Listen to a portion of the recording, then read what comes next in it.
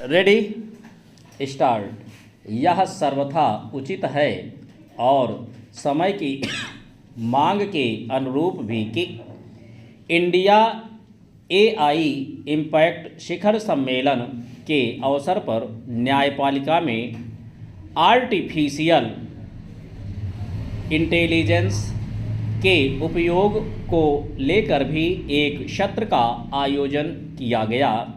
इसमें इस पर विचार किया गया कि मशीनी दक्षता किस प्रकार भारत की न्याय व्यवस्था को मजबूत कर सकती है।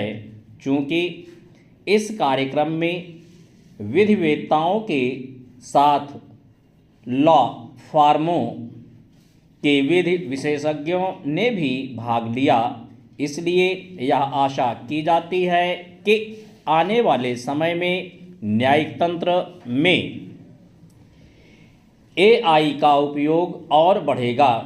मैं एआई का उपयोग हो रहा है, तब फिर न्यायपालिका के क्षेत्र में भी ऐसा होना चाहिए।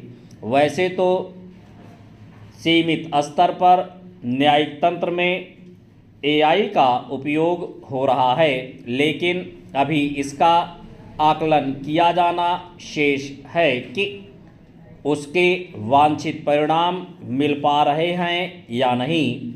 वर्तमान में ई कोर्ट परियोजना के तहत न्यायिक तंत्र में एआई आधारित कई तरह के टूल्स उपयोग में लाए जा रहे हैं, जैसे मशीन लर्निंग टूल, अदालती फैसलों का अंग्रेजी से क्षेत्रीय भाषाओं में अनुवाद करता है। इसके माध्यम से हजारों निर्णयों को विभिन्न भाषाओं में अनुदित किया गया है। एक अन्य टूल फाइलों का विश्लेषण करने, प्रासंगिक कानूनों और उदाहरणों को खोजने में मदद करता है। इसी तरह कुछ उच्च न्यायालयों में ऐसे टूल प्रयोग हो रहे हैं जो गवाहों के बयानों को सीधे डिजिटल टेक्स्ट में बदलने का काम करते हैं। न्यायिक तंत्र में एआई का उपयोग इस तरह होना चाहिए कि लोगों को समय पर न्याय मिलने की संभावनाएं बढ़ें। निसंदेह एआई निर्णय देने का काम नहीं कर सकती और ना ही उससे ऐसा कोई काम लिया जाना चाहिए।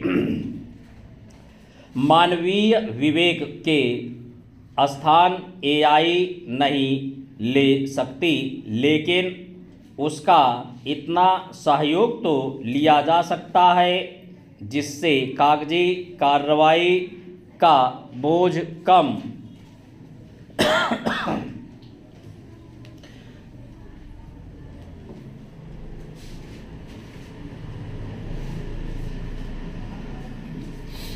हो।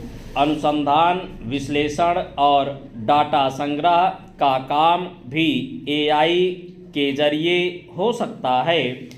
इस सब के साथ ही यह भी समझा जाना चाहिए कि न्यायिक तंत्र में एआई का इस्तेमाल तभी प्रभावी होगा जब अपेक्षित न्यायिक सुधार भी किए जाएंगे।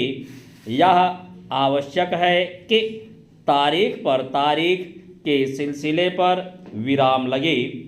इसी तरह जनहित याचिकाओं के नाम पर फालतू की याचिकाओं पर लगाम लगना भी जरूरी है। इसकी अनदेखी नहीं की जानी चाहिए कि हर क्षेत्र में सुधार हो रहे हैं, लेकिन आवश्यक हो चुके बुनियादी न्यायिक सुधार आगे बढ़ने का नाम नहीं ले रहे हैं। इसी का नतीजा है कि जिला अदालतों से लेकर सुप्रीम कोर्ट तक में